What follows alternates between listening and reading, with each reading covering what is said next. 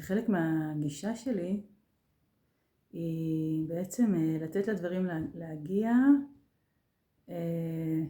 ולאפשר לאיזושהי זרימה לנבוע ולהתבטא. אז אני מיישמת את זה גם בהנחיה שלי בעצם. אני בעצם לא ממש מתכוננת לקראת.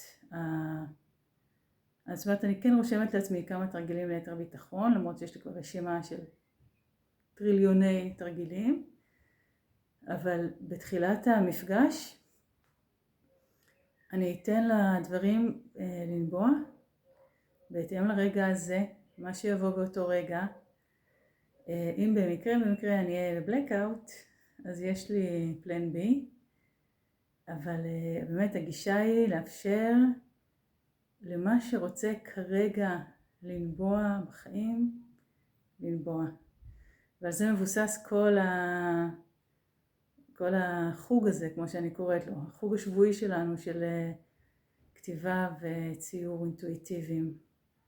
באמת לתרגל לתת לחיים להיות פשוט מה שהם כרגע, כמה שפחות מיינד שאומר לנו מה צריך, ולאפשר לדברים פשוט להיות, ושם נמצא כל החופש שלנו האמיתי.